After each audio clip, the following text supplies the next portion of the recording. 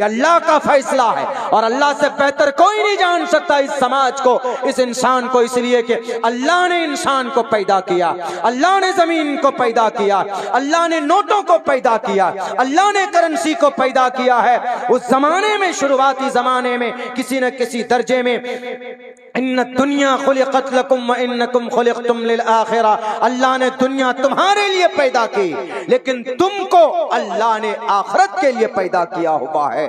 मेरे भाइयों, अल्लाह ने शरीयत को बहुत आसान बनाया है। हम मुसलमानों ने शरीयत पर अमल करना छोड़ दिया तो अल्लाह ने जालिम बादशाह को मुसल्लत किया, फलस्तीन में इसराइल को मुसल्लत किया, ईरान में इसराइल को मुसल्लत किया, मुल्क शाम के अंदर हाफिजुल असद बशारुल असद जालिम को मुसल्लत किया था।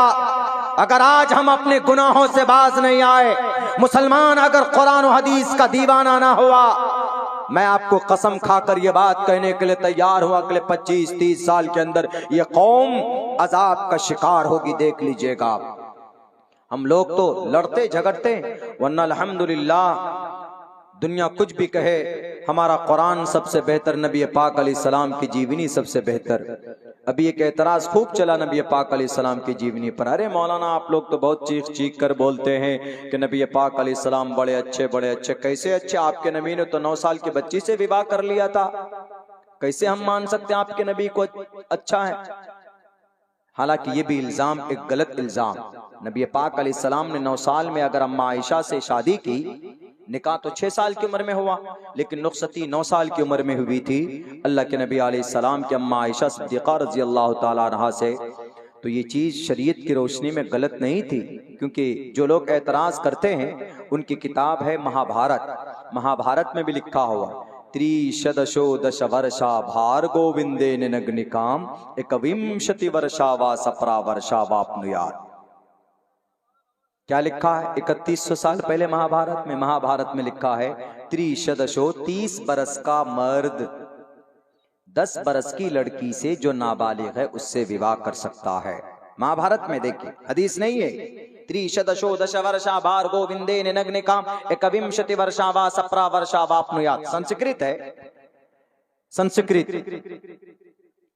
अरबी नहीं है, कुरान की आयत नहीं है, हदीस की कोई हदीस नहीं है, संस्कृत है। और ये जो मंत्र है ये महाभारत का, और महाभारत हिंदू भाइयों के अंदर में ऑथेंटिक किताब मानी जाती है उनके अकीदे के हिसाब से।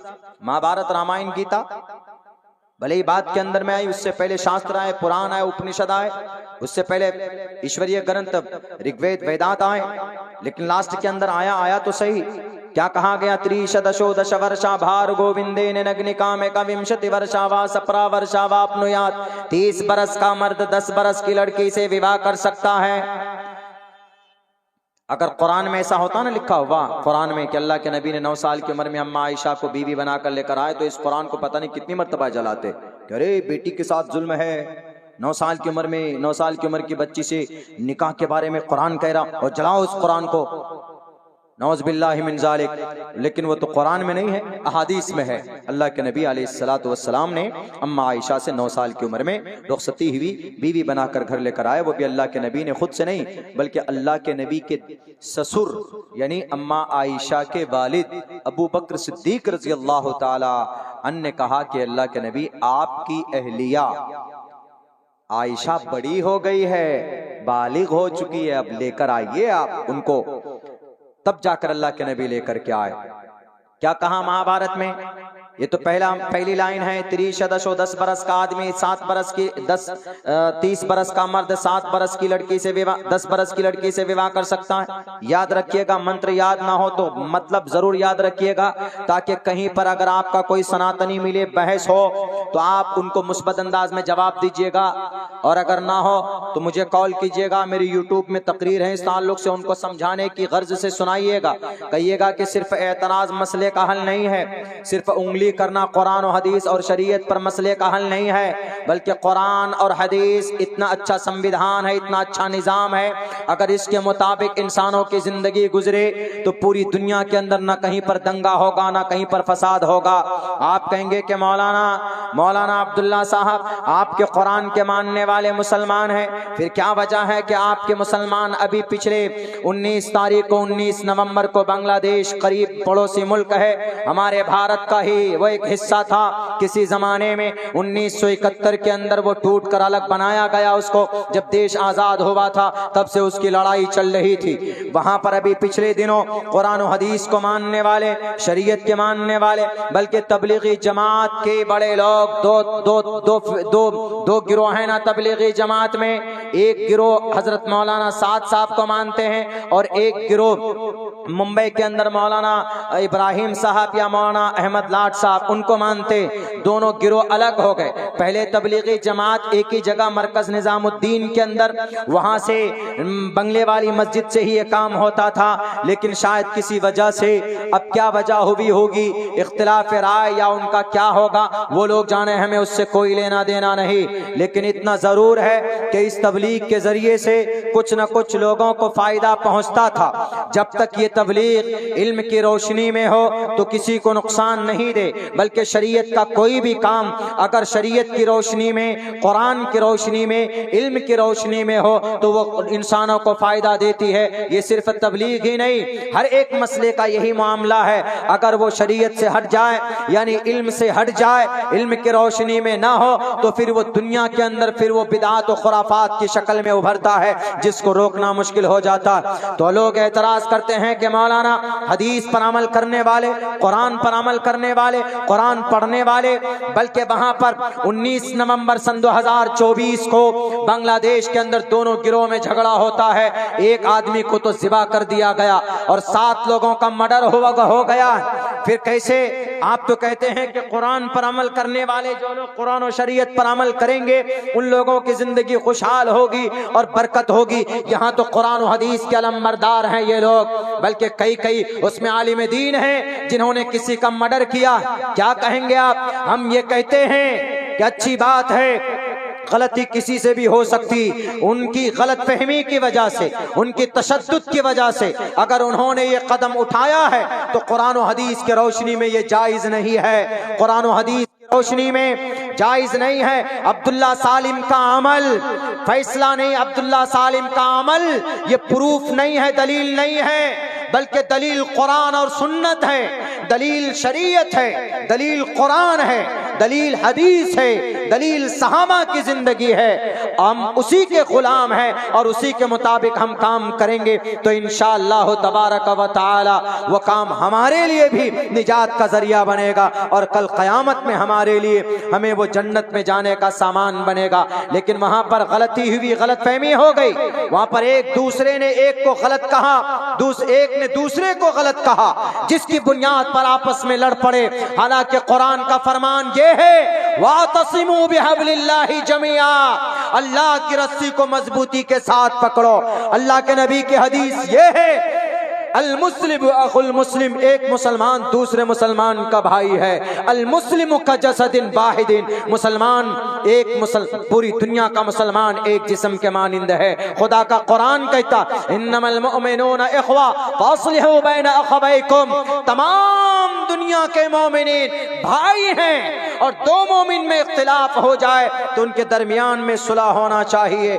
वहां किसी गलती, किसी गलत फहमी की बलबूते पर ये इतने सारे फसादात हुए।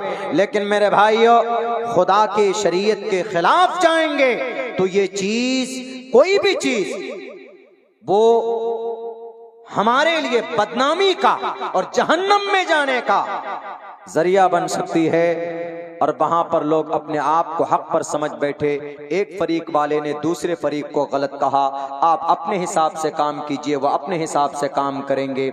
1927 में इसकी शुरुआत हुई थी, उस वक्त में इसका नाम रखा था इस्लाही जमात, लेकिन माने मजाजी में बाद में इसको इस्लाही तबलीगी जमात का नाम दिया गया। इससे लोग जुड़ते हैं, जाते हैं चिल्ले में तो वहां पर कुरान सीखते हैं, कलिमा सीखते हैं, इससे फायदा होता है। तो ये कुरान और हदीस सीखते हैं। इल्म की रोशनी में अगर ये काम होता रहेगा तो इंशाअल्लाह इस कौम को नफा देगा। जिस दिन भी हमारा रिश्ता इल्म से हट जाएगा तो फिर कोई भी काम हो, इल्म से अगर उसको काट दिया जाए, अलग कर दिया जाए, तो फिर बिदआत की शक्ल में वो चीजें जन्म लेती है। मैं कहूंगा क्योंकि इसको मोहरा बनाया जा रहा है इन वाकयात को, कि वहां के तो कुछ तबके के लोगों ने कहा कि अरे ये तो उग्रवादों की जमात है, आतंकवादों की जमात है, ये ओसामा बिन लादेन की औलाद है। तो इसीलिए मैं दोनों तबके के लोगों से कहूंगा, दोनों तबके के जिम्मेदारों से, कि मिलकर वहां के लोगों को समझाइए, आवाम को समझाइए कि आप काम करो अपनी तरतीब से, आप काम करो अपनी तरतीब से।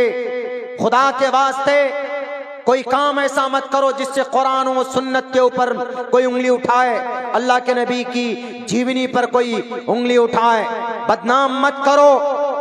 बड़ी कुर्बानी है इस जमात की। 1947 में जब 10 लोगों के बदन पर गोलियों की बारिश हुई थी पानीपत के अंदर, मरे नहीं थे वो, तबलीगी जमात के साथी थे। गांव वालों ने कहा कि गांव खाली कर दो वरना तुम्हारा खून नहीं मिलेगा।